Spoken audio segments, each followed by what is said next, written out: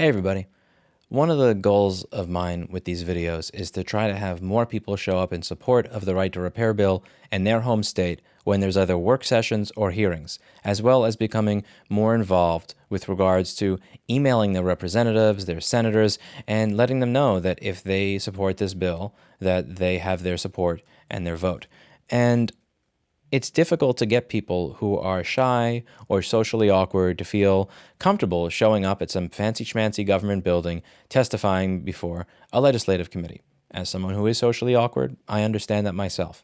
It's my hopes that if I showcase to you the experiences of a wide variety of people who are not legislative experts who all showed up to speak to their politicians today, I hope that it'll make you feel a little bit more comfortable about showing up and doing the same. As you'll hear mentioned in this video, one of the representatives said that there was only one person that showed up in support at the last hearing from their home state. And this is something that really does matter to them. They don't really care to hear what someone from New York has to say. In Hawaii, they don't really care to hear what someone from New York has to say. The same way that in New York, if they're having a hearing on some abortion law, they're not going to care what someone in Alabama has to say. In Texas, if they're having some hearing on gun control, they're not going to care what someone from California has to say. Hopefully, just putting it into perspective in that way gives you an idea of how important it is that people from the representative's home state or city show up, that someone in their district, someone that is their constituent, their taxpayer, that shares their culture, supporting the bill means a lot more than just me showing up. I will show up to these hearings and I will do my best to present good arguments. I'll do my best to speak against lobbyist BS. I'll do my best even after hearings or before hearings to speak with politicians and clear things up with them as we did today. But at the end of the day, what helps more than anything else is the stories and the support of people from the home state of the representatives. So I'm hoping that if you watch this, you'll feel a little bit more encouraged to show up after realizing that just normal everyday people like you or I that are not special, that are not famous on the internet, that are whatever, that are socially awkward, are able to show up and do a fine job speaking to their representatives. This is not a hearing. This is a work session. You're not supposed to speak with the politicians at a work session. It's just for them to speak amongst themselves in a public setting. That did not stop my YouTube viewers from immediately, as second the work session ended, walking right up to the bench and engaging with their representative, saying, "Hi, my name's X, and here's why I think you may have this wrong, or here's why I think this is a good way to go about it, or here's why this is important to me," in your own way, the way that Mainers talk to one another, not the way New Yorkers talk to one another. So you probably actually talked at a normal pace. And it was great, and I think they got something done. This bill was getting neutered to the point where they only wanted to cover cell phone screens, like nothing but cell phone screens. And many people are going to be disappointed in that, myself included. But one thing I think many people may not be aware of is that this was very close to just getting erased entirely. One of the main reasons that there was a second work session for this bill is because these representatives received thousands upon thousands upon thousands of your emails, which let them know that this is something that should be put back on the table. I got to thank all of you for that. And I think that with proper information, with proper support, with more people showing up to these work sessions that actually do live and work in the area, that do have businesses in the area, that are affected in the area, and that above all are the actual voting base of these politicians, that there's a chance of something like this going forward. There's going to be a hearing in Hawaii at 9:30 on February 6th, Thursday morning. I think it would be great if people from Hawaii showed up. I got news of a hearing in, I believe, Colorado. There's going to be one in Oklahoma soon. I'm going to post them as I hear of them. And I think it's really important that if you are a resident of that state and you watch what I do and you like what I do or you want to take part in it yourself, that you show up and say what you have to say. And even if you don't have something to say, just say, "I support this bill. Thank you very much for taking the time to listen to it. I'm a resident and a voter in this state." That's it. And we'll get on to playing their stories. I don't understand what happened. Oh, there's people introducing themselves. Check it out. Hope is not lost. People from Maine are introducing themselves to their senators right now, and I love this because they said, and nearly nobody from our state was here in favor of it. look, that's a repair shop owner in this state. These are other people who showed up to repair stuff in this state. That dude over there repairs boats in this state. And this is what we need, because they will not listen to me the same way they will listen to you if you show up from your state. So thank you very much to the people that actually showed up from the state. So my name is Tom Beal. I am owner of Mac Revival in Archangel, computer shop, independent repair shop in Ellsworth, Maine. Coming here to try to get right to repair legislation passed here in the state of Maine. I'm rather disappointed that there's this amendment to make it only for cell phone screens, which seems really quite ridiculous. We need to have more access to these tools, and this is a good place to start here in Maine. I'm hoping we'll get it happening here. So, Howard, I'm curious to know, what were your thoughts about this? I couldn't hear half of it because I'm so damned old. I am pleased to see that there's more than two people here this time for you. I would like to be one of them. Oh, thank you. It should be just whatever is controlled. You don't have a right to turn off my machine. Exactly. I have an Epson printer. They used to be the best printer you could get. I went and put in some cartridges of ink that were by another manufacturer. And they, over the internet, without my asking for an update, without asking for anything, the information was being transported without my knowledge out to them. And they shut my machine down so that my Epson printers don't work. In order to print that out this morning, I had to stop at a place 15 miles away on my way and take in a chip and have it printed out so I could bring it with me in case they didn't get it here the first time around. And hello. Hello. I'm going to go home and see if you've loaded it up yet, and I'll probably stop at 1 o'clock this morning watching it. Thank you. Thank you for showing up. I'm really impressed. What was it like showing up? What do you do? What kind of got you to come here? And what was it like speaking to your representatives? It was like at least I had some input in doing something to represent people who are trying to do the right thing. I know it's difficult for you to get materials that you need to work with. I've watched so many of your videos that it's incredible. I don't understand what the hell you're doing, but I watch it anyway. I watch the flux go on, and I watch how you test things out. My favorite video was the young man who came to you after hours and wanted to get his phone fixed. And you told him to come ahead. Just let me know when you get here. And you fixed his computer, and then you had the karma, and the computer you put down while you worked on his phone fixed itself. Yeah, I remember that. I thought that was beautiful. And I really enjoy watching all of this stuff, even though I have no inclination of wanting to take apart a computer and try to get onto the board and see if the PP3V 4.2 or whatever it is, if it's working, and if the fan is spinning. I know you got to have those two things. Fan spinning, you're done. Down. So Paul's gonna get so triggered from I'm that. here, and I tried to come to the first one, but I couldn't. I wasn't well, and so I said, when you asked for people to come yesterday morning, I said, I'm coming. I don't know what's going to happen. I'm coming. I don't care. I'll be there. Well, thank you so much. What is your background, by the way? I'm a retired elementary school teacher. I taught kindergarten for 5 years in Bangor, and then my wife and I moved to her hometown, which is New Harbor, Maine, and I taught 4th grade there. And I had to teach the Constitution, which is why I made the presentation that I did. I'm going to have to put that. I want to scan a copy and put that, because you made a whole presentation on how a right to repair in the Constitution, and that was very good. I've got a copy of it, and I think I a do. picture of it as well. Yep, yeah, Erica has a copy of it right there, and I'm going to get a picture of it uploaded and put it. But I really appreciate you coming, and I hope you come to Maine in the summertime. You'll enjoy the whole state. Anything's better than New York. I'm enjoying it in the wintertime, honestly. I have the best time. When you went to B&H, I said, I'm never going to be going to B&H photo store. Don't go there. Your bank account will get emptied very quickly. I know. My bank account's already empty.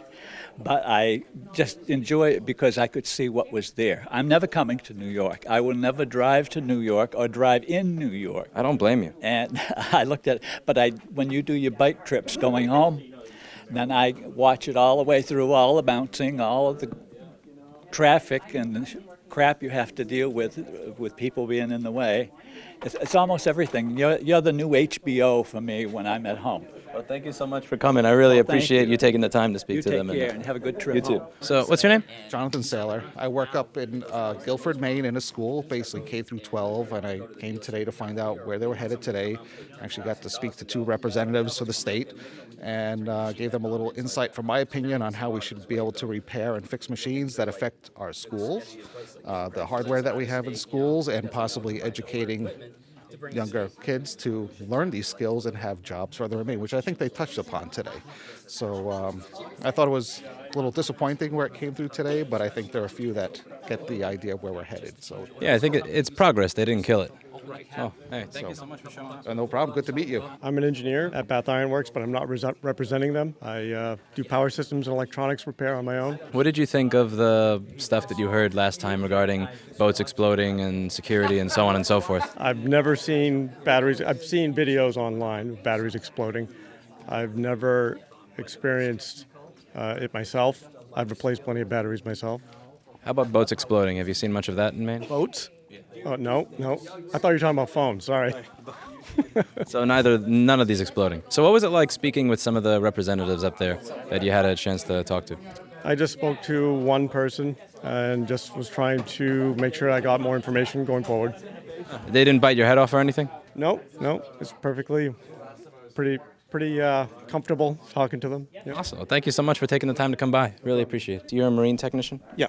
And when it comes to the boats exploding and all of that, you seem to have not experienced a lot of that. I'm just kind of curious. No, and I don't think it's an issue between being certified or not certified. There's just quality work or not quality work. Because when he was bringing up the starter example, I don't know much about boats, so correct me, but it seems that if you go and you show up and you say, I have a boat engine, I need this starter, that any sort of NAPA certified place is not going to give you a starter that's going to cause your boat to explode. And if they do, that's an issue far outside of anything that would be in this bill. Exactly. It's yes, you can put a device in that's not explosion proof and something bad can happen. That absolutely could happen. I don't know of it happening, but I suppose it could happen. But that has nothing to do with what this bill was originally about. Yeah, no, what was it like speaking to your representatives? Because for most people who showed up to these hearings, they've never actually gotten to speak with the representatives. This is the first time I've ever done it.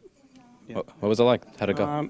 It was great. I think she actually was able to listen, and I was able to contribute something, and that was exciting. Oh, that's awesome. Thank you so much for taking the time. I really appreciate this. I know you got work and stuff to do, and you showed up here. So I'm the National Campaign Director for the Right to Repair with U.S. PIRG. I've actually done a little work on Magnuson-Moss, the Warranty Act, and so I would maybe clarify a couple things. You know, the FTC 2 years ago sent 6 letters out to companies: Asus, Sony, Nintendo, Microsoft, Hyundai. I think that was 6.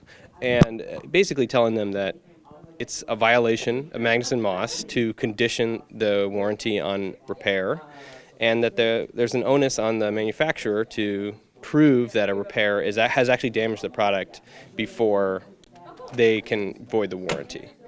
We also know that even though that's the law, and it's been the law since 1975, that companies routinely tell customers basically incorrectly or inaccurately that their warranties are now void because they had some other technician service the product. Yeah, your average citizen probably was sleeping in school in social studies when they were teaching the Magnuson-Moss Act, so they do use that to their advantage. Well, I mean, it's not necessarily consumers' job to enforce all the laws on the books, right? The FTC should step up and do something about it, and in fact they did. They sent these warning letters, but we know the problem's much worse than that. I mean, we did a study, U.S. PIRG did a study where we found that we looked at AHAM members who sell appliances. AHAM, as people know.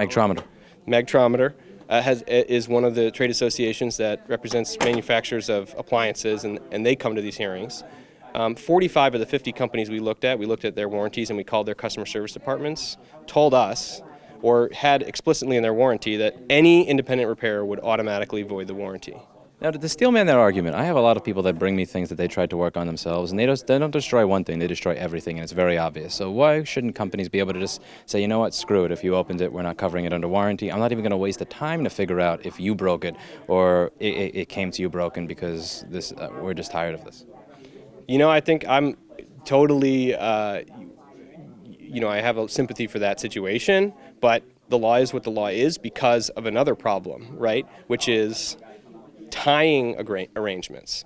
So there's this concept in, consumer and economic law, which is like the doctrine of the sale.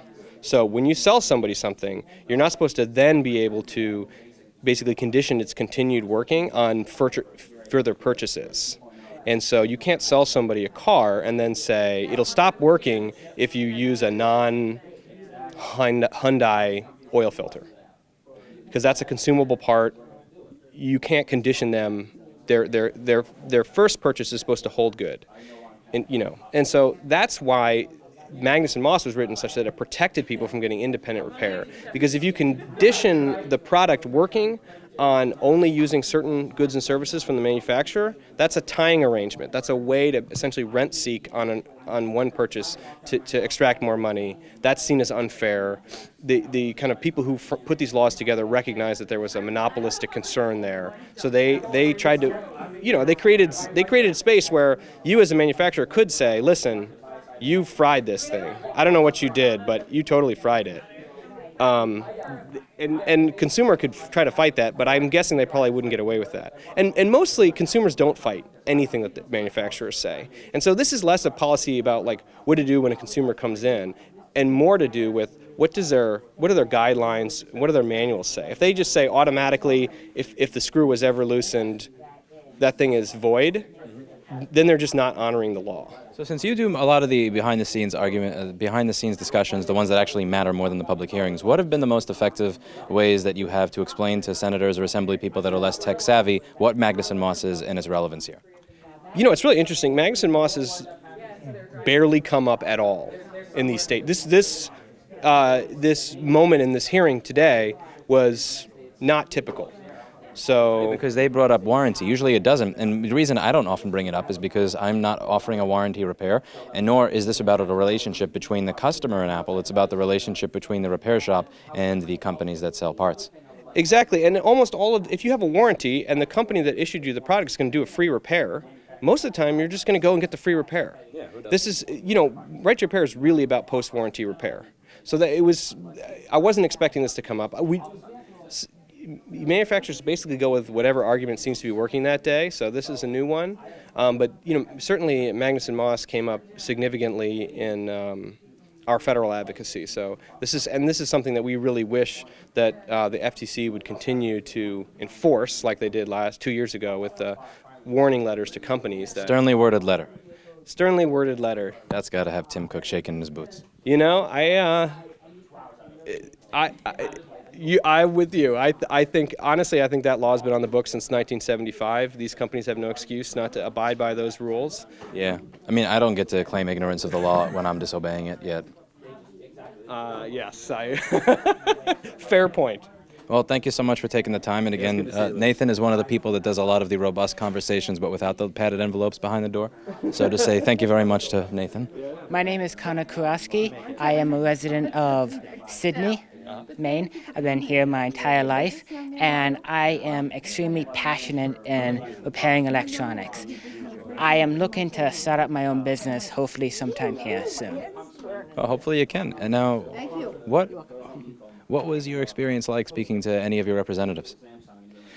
I feel like they don't fully understand the issue, and do you think it is a lack of desire to understand, or do you think it is a lack of information and knowledge that they have, but they do want to understand? I feel like they do want to understand. It's just a lack of knowledge out there. Well, thank you very much for coming by and helping. I love your channel. Thank you for showing up. Appreciate it. Let's see. Hello. How are you? Good. My name's Kyle. What do you do? I'm a computer repair. I've been doing it for over 10 years at this point. As an actual business, almost 10 years now. So basically, the first time I heard about this bill was through you. Awesome. So that's the biggest thing that upsets me about the whole thing is when obviously they said they brought it up that almost nobody was showed up to support the bill. Yeah, when they said nobody from Maine showed up, and like they're kind of pointing out that this fast-talking jackass. It basically came down to that it's unless you know what's happening, you're not going to hear about it. And when you found out about it and I heard about it, it's like, well, I've got family to take care of. I can't make it in a couple of days, But I was like, hearing that just completely upset me because I'm like, I'd have 100% been here, and there would have been so many more people that have been here to support that hearing. And I think with the bill backpedaling to just, screens only, I think that's the wrong direction we're going. I understand where it's like they don't want to step on toes, but I think they need to step on those toes to be like, you're stepping over the consumer rights at this point. Yeah, I think when they say that it's going to cover phone screens, but not, let's say, charge ports or anything else, it's kind of like saying, well, you can change you can change the oil in your car with whoever you want, but you have to get your gas from this place. It's like it's kind of toothless. And I got to make that argument, but as the senator was like walking out, Nathan and I just kind of like stepped in front of him and just spoke to him. But I'm kind of so. So basically, I'm especially where our front is, we're more electronics, computers, phones, whatever it is on that front. My other side of the family does the farming side. They've been taking care of cemeteries for over 50 plus years, so they use farm equipments, mowers, dump trucks, whatever it is. So on that front, it affects them too, like everybody says. And everybody picks on John Deere. Yeah, they're the big boys in town, and they're doing things to prevent people from repairing stuff easily that other manufacturers are starting to follow along to coming to the point where it's affecting his business that he's spending more money and time to try to either get older products or figure out how to get around these basically lockouts they're putting into their equipment, that it's not what it used to be like just 10 years ago where if a fuel pump went bad, he could just go replace it $10-20 down at the hardware store. Now if he goes replace that, well, the software is telling him, hey, this is not our fuel pump. We need a technician to come out and say, hey, this is $10,000 to send a guy out to go, okay, that fuel pump's good. Yeah. Well, thank you so much for showing up. Thank you, Louis. I appreciate your work. What was it like speaking to your representatives? Actually, let's walk over here so you're in frame. I gotta get it. My camera woman is checking her phone. You can pay me in cookies. No cookie. Cookie. No cookie. Cookie. No cookie. It was very pleasant. It's a little intimidating being on the other side, but they're here after and we can talk to them, so it's pretty nice. Is that similar in other spots where you've come to? Yeah, I find that most people are intimidated by the prospect of even showing up. So I think speaking to more and more people and showing them that it's not really that bad is important. And the other thing is when he mentioned, I forget if it was Harrington or Crockett, he said something along the lines of, well, it doesn't seem like, virtually no one showed up from the home state. And that's kind of like, hint, hint. We don't really care about what people from New York. We want people from the home state to show up. So I think it was great that there were a line of people here today, even if this is not the day to actually testify on behalf of the bill. Yeah. I was here for when it was presented. I was here whatever the last one was, and I'm not sure how this works, but I attended, but I didn't voice my support, or I'm not sure how that works. But yeah, I think your videos actually got me out here. I think I was just caught a clip of you were coming to Maine, so I was like, hey, if you need anything, I'll come out and support. And this is something that I'm not crazy passionate about, but hey, it's something local, and I have some time. I'll absolutely help you out if I can, and help the consumers right to repair. Because I'm rocking this old Note 4, and I just got the screen replaced because I prefer it. Replaceable battery. Yeah, that's why I'm holding on to the 4, is because I won't upgrade to the new ones because they're $1,000. So I'm not interested in paying for the new one, but I absolutely love the hot swappable battery. I have 2 batteries, one's in my car right now. But yeah, I support my local repair guy as well. What's his name? Joshua Mason, Nerd Barn. Shout out to Josh. He's great. But I have a story that I wanted to tell Maddie about my dryer. I brought my dryer stopped working.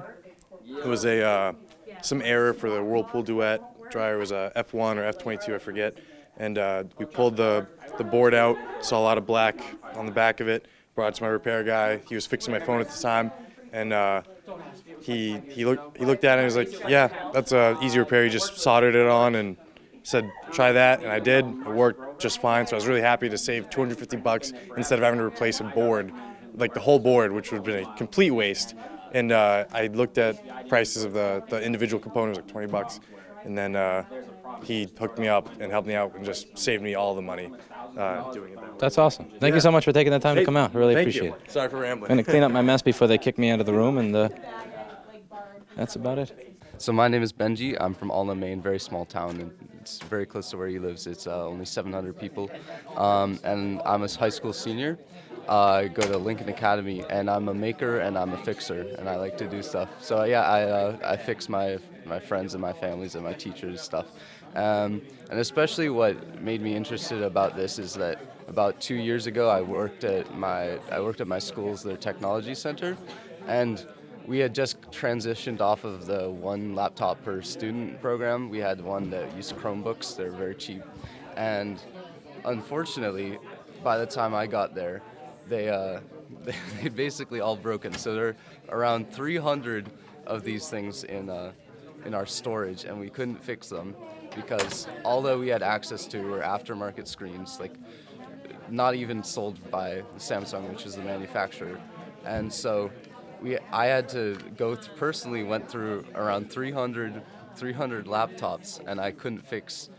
I only was able to fix around 25 of them, and just by Frankensteining different parts. So that's why this in particular is pretty important to me, because it ended up costing the school quite a bit of money, and it's like really tough to have a system that's so geared against consumers and against schools and against people. I heard that the reason why I got changed, do you know the reason why I got changed abruptly to mobile? No. Okay. So, allegedly, Senator Carpenter, he went ahead and he said that he was having lunch with these industry people, and he had no idea about what was going on. And allegedly, he is the one who spearheaded making this change about just having it to be mobile screen only, because he was the person who was, supporting the bill. And he's the one that had lunch with the lobbyists the day the day that we did the original hearing. Industry leaders. Yep.